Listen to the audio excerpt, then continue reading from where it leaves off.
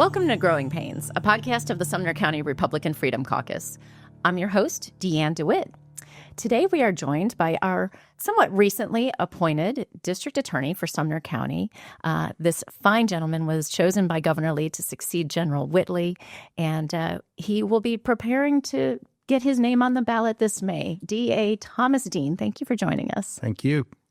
Well, I don't know if you'll recall this, but it was in 2022 when I first met you. It was only a phone conversation, but I recall. You do. It was certainly one of the tougher, maybe more emotional situations that faced the Sumner County Commission when I was serving in that capacity. And so the emotional but very distinguished and honorable role of helping select who would replace Judge Carter was a role of that county commission. And I received a lot of phone calls that were just singing your praises. And as much as that situation maybe didn't turn out the way it might have hoped at that time, this feels like you've landed at the perfect role for you and for your background. And so as much as I recall that and have a little, well, I don't have regret. I love Judge Key. You guys chose well. But I do really appreciate having gotten to know you recently. So I'm very grateful that you have been appointed to fill this important role. So I thought it would be a good place to start. Why don't you tell our listeners, just so that everybody has a good baseline, what is a DA and how does it fit in the legal system? The phrase that they use in the law is that the DA is the chief law enforcement officer of the county. I don't really like that phrase very much because you picture a pyramid and a little throne at the top and this DA sitting there like they're in charge of everything. The DA is the person and the DA staff that goes to every court and deals with criminal matters, from misdemeanor matters, from juvenile matters, up to including first-degree murder. They're manning the court system, and they are people in their office help liaison with victims so that victims know where to go, know what's going on, know the next court date. So they fill a pretty important role, but it's really more a web of people who are involved in keeping us all safe. There's the sheriff's office. They don't work for me. When you say the chief law enforcement officer, that's why I don't like that connotation. Now, I could call the sheriff, and Eric Craddock is great, and I know he would try to help me in whatever way we needed help, and he could call me, and I can call the chiefs of police all over Sumner County. And we have good working relationships with those, but they're all part of this network that's necessary to get things done. You got the judges. Of course, you can't leave them out. They're the ones that make the ultimate decision on what to do with criminal defendants.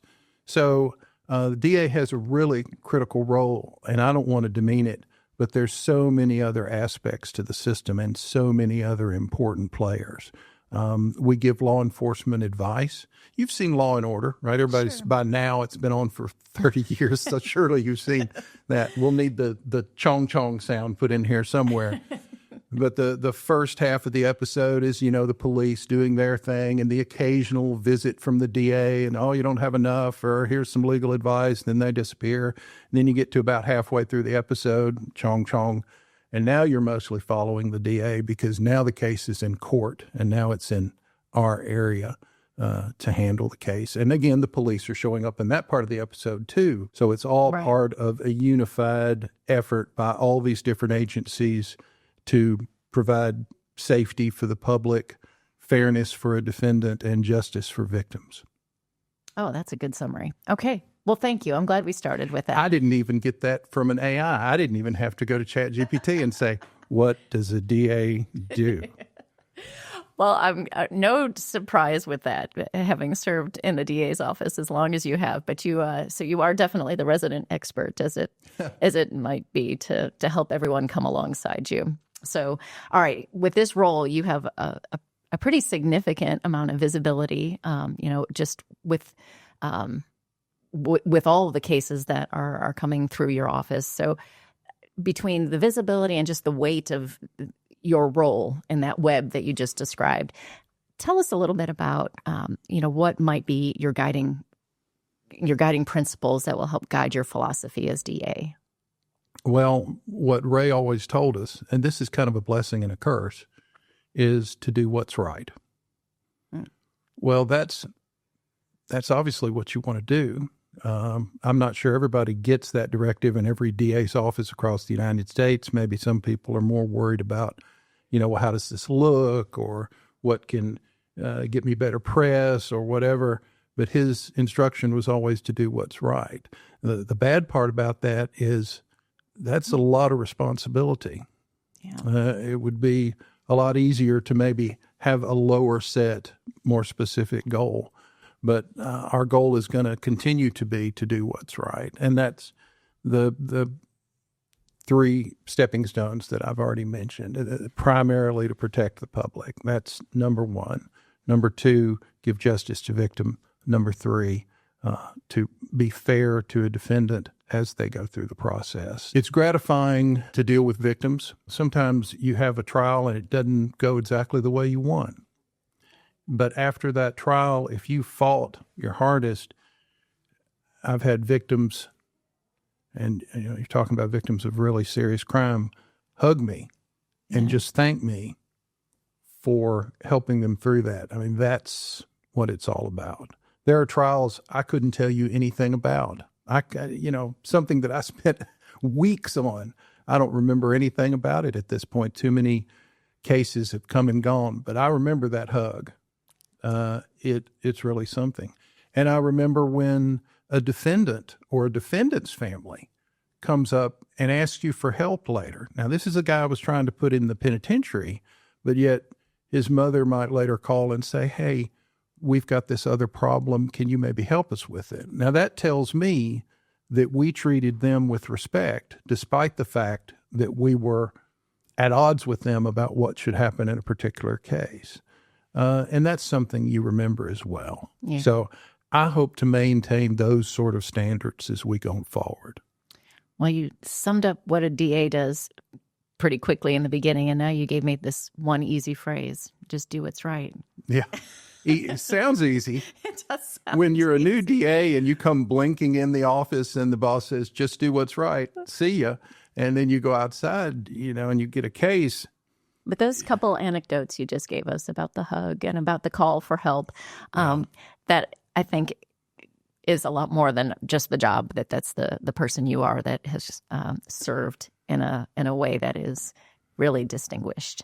Well, I hope that's the sort of stories that everybody in my office can tell. Yeah. And I think they can. Some would say Sumner County has a stellar reputation with criminals. That Sumner County is not going to go lightly, and they know when they've crossed into our jurisdiction. So that's something that I think, and maybe it's just me, but I think the public might take for granted how important public safety is, and when you have a level of professionalism that keeps our community safe. If it wasn't safe, we would notice it more, right? And so that yes. might be where I'm coming from, that it might be easy to take for granted how much work is really done to create an environment that is so indeed safe. But all that said, how do you strike the balance between seeking justice and making sure criminals are appropriately given the rule of law and the justice has been applied? But how do you strike a balance between that and knowing when rehabilitation is really the right answer for that situation? Well, people, I assume, out there in the world don't know how involved the DA's office is in some of the rehabilitation efforts for people. I can't count the number of times that I personally have been involved in some situation where you've got a defendant who's got a drug or alcohol problem, and a good portion of them do. A lot of times the family is the victim, the family who is probably not reported the first 5 or 6 thefts because they don't want to get Timmy in trouble. Right. And then they've finally gotten to the point that they need to do something and they don't know what else to do. So they've taken that step to bring the police in, and the police have arrested, and here we are. and we're in the court system. We are not social workers. We don't go out and find places for people to go to rehabilitation, but we cooperate with agencies that do look for those opportunities. So if a defense attorney comes to us or a family member, the victim comes and says, hey, we'd really like some rehabilitation here, then we can say no and try to stop it and make them file a motion and see if the judge might agree to it. Or we can try to make sure that if it's a legitimate opportunity, we give them that opportunity. And we do that all the time. All the time. And that's happened as long as I've been around, which is a long time. And then you've got the recovery courts. Now, the recovery courts are an amazing thing. And you can look at recovery court from a purely economic standpoint. I don't care about people. I'm not interested in these humanitarian or Christian concerns. Why should we do this? Well, it's hugely beneficial economically. You take someone who you're going to feed and clothe and pay for their medical care while they're in a little concrete room with 3 other people for some period of time, or you take them over here, teach them how to deal with their addiction, get them out working, paying taxes, reconnected with their family, which reduces the chance of any sort of recidivism into drugs and crime, and you've produced a tax-paying citizen. Now, economically, it's just the right thing to do. If you want to look at it from a Christian or humanitarian perspective, then obviously, exponentially, it's the right thing to do. And I would encourage everybody to learn more about these recovery courts, to contribute to the foundations that support them. Go to a graduation sometime. Years ago, I can't remember how many years ago, but I went to one of the graduations, and I was a white-collar crime prosecutor. So I'm prosecuting the guy who's 45, never been in trouble before, doesn't have a criminal history, probably doesn't have a drug problem, and he just started lining his pockets with his, embezzling from his employer. So I didn't have a lot of people that were in the area of recovery court. Didn't really know a lot about it. People kept talking about it. I decided to go to one of their graduations one time, and everybody should go. I was really surprised. I didn't know the people, didn't know their circumstances before I walked in the door, and it was very emotionally affecting on me.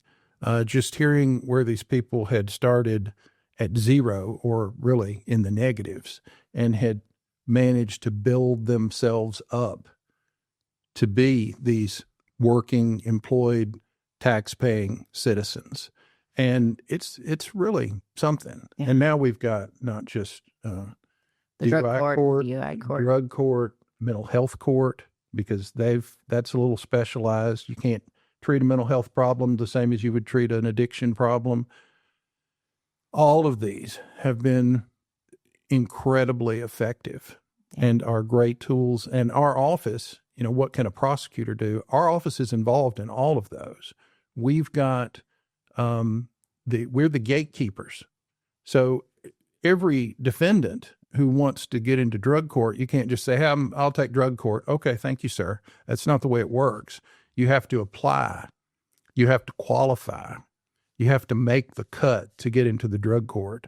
And that's one of the reasons it's successful. They just don't open the doors to everybody trying to, find some way to get out of the trouble they've put them into. They want the people who really are ready for help and who will do it. Yeah. And they hold them to that. So our office is the gatekeeper to that. We're very involved in drug court. We went the last drug court graduation. The ADA who oversees drug court won the award for bridging the gap. They have this award every year. Who helps the most in putting this program together? So there's a prosecutor who spends time putting people into the penitentiary when necessary, but who is also being recognized, saying, you are an integral part of this process that has helped us save these people. Just maybe 15, 20 people at a time, but you're saving that number. But the logic is so profound. And as you said, you start with just an economic evaluation and you've saved money, most likely, in that process. And now you've not just saved that individual, but the generational impact is that was what I took away the first time I went to one of the graduations, and just to see the success stories, to learn those stories. Like you said, I walked in not knowing anything about any of the players involved, but it was so moving. You saw kids, you saw their kids, and you saw their parents maybe, and you saw this family that was coming alongside and cheering them on. It was, getting a little verklempt thinking about it. So, yes, this is the open call to find a drug court or mental health court graduation and attend, because you would be blessed to do so. And like you said, get involved in supporting some of these organizations. I think Tracy Bryant might be, she's one of my top 3 or 4 people in the county that I think we need to clone. Oh, yes. I'll take as many Tracy's as you can get. She should be sainted. She should. She is one of the reasons that I would put our recovery court program up against any in the nation. She's fantastic, and the people that work with her and just everybody in this system. It's another web of different people. It's not just one pyramid. This guy's in charge and these people work for him or her.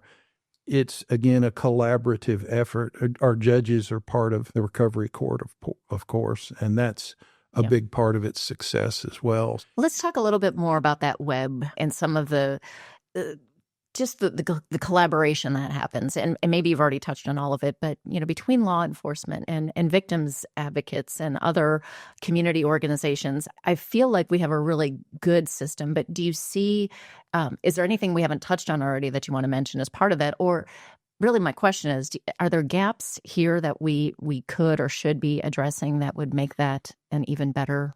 I did a lot of work as an ADA with financial exploitation of elders. And it's pretty rough. We've got a lot of it. It is growing. A lot of times the bad guys are overseas somewhere. And the banks have got a lot better about trying to watch out for their elders, their elder clients. 10 years ago, if an elder came into the bank and said, I want $20,000 for some vague reason, it was, yes, ma'am, here you go, it's your money. And nowadays the bank is more likely to say, sure, Ms. DeWitt, well, why is it you need this money? You're being sort of vague about it. And you're on the phone with somebody right now and they're telling you can you come back here and talk to the manager? Yeah. And the banks have actually acted as a safety net for some of our elders. I would like to see to bring them into some of the meetings we have about elder scams, some of the representatives from the banks, and make sure we know who all they are, they know who we are, and we can all just try to tighten that net a little more. Because if a bad guy steals your checkbook and writes a check and passes it for $2,000, you're going to go to the bank later and say, I didn't write that check, and it's an affidavit of forgery to the bank. Can you give me my money back? They'll look into it, and they'll probably give you your money back. If a bad guy talks an elder into pulling out $20,000 and putting it in a shoebox on their front porch for some dude to pick up who the elder thinks is with the FBI because the bank's been infiltrated by, pick up anything you want.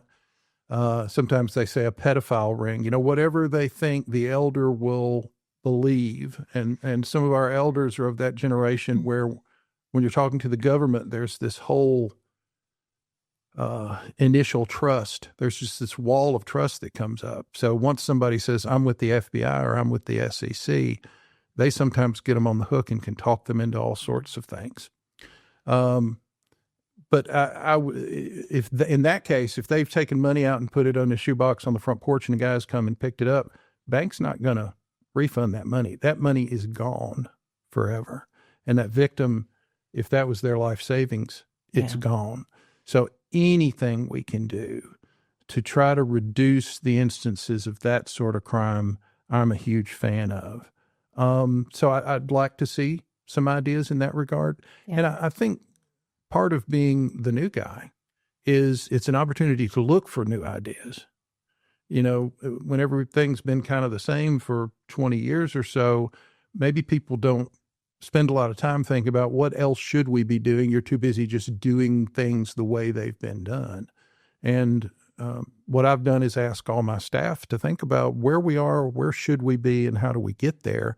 And let's just sit down and talk about that. And I'm hoping other people will have ideas, say, hey, I got an idea. And, maybe it's a stupid idea. Maybe it's not. Maybe it leads to another idea. So I think you have to look for these gaps that you may not even be recognizing, and look for new opportunities to fill them. Yeah, it's a really good point, and especially, knowing that I'm entering that category where I might be the target of elder abuse before too many years. Yeah, you're safe, I think, for a while. Well, I do love when solutions get fixed before I reach a certain plateau. Right, but right. For my parents' sake, and I do think about that a lot. Cyber and cybersecurity.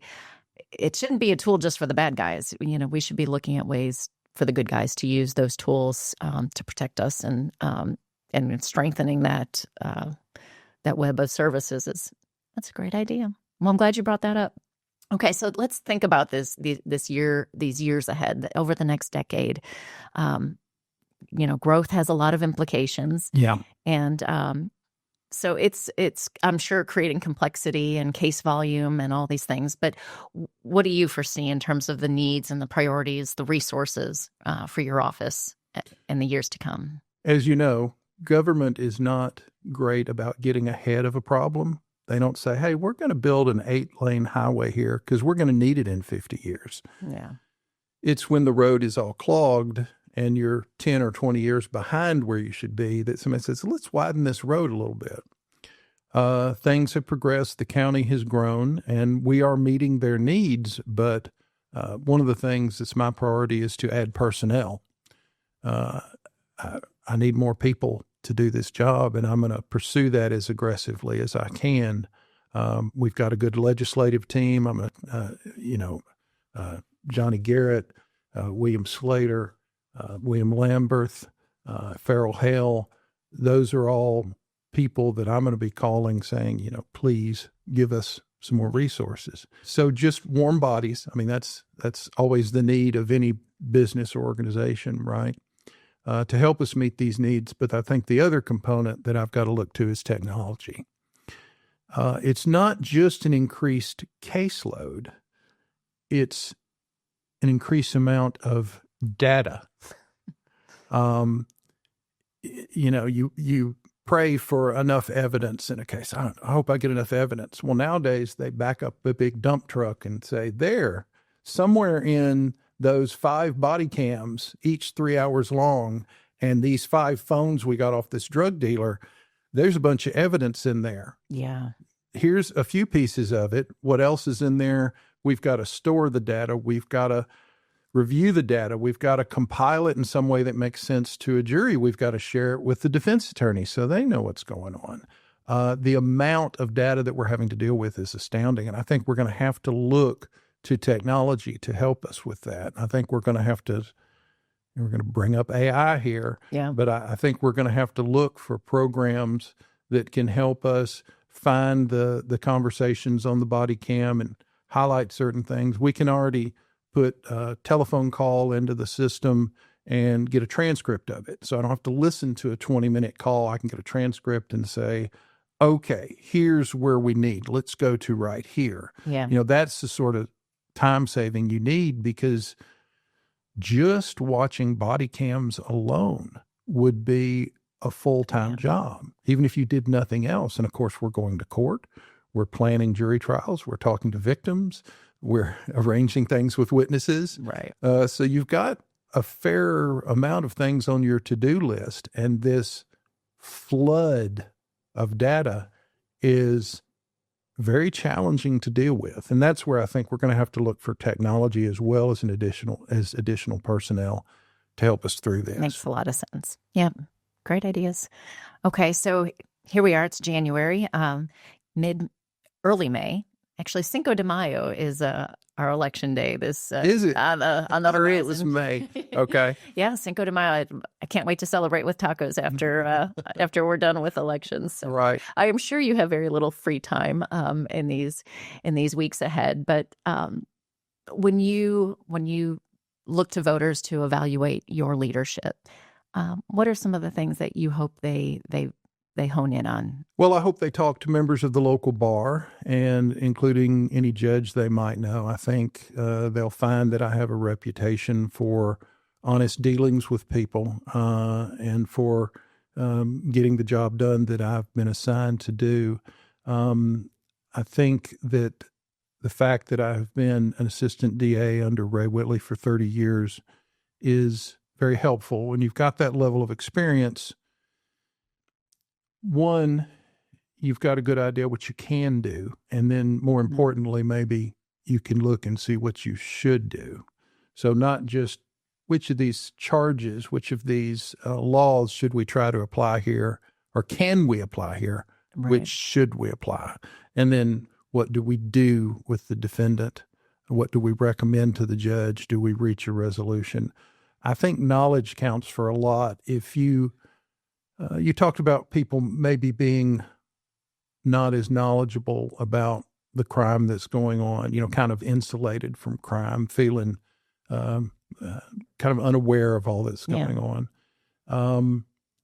That's good. I want my citizens to have not been touched by crime. That's the goal. But for those that are touched by it, do you want somebody with experience to come in and help you through that experience? Right. Go through the court system, reach a resolution, or go to trial? Or do you want somebody who doesn't have that level of experience? And I think experience is very important.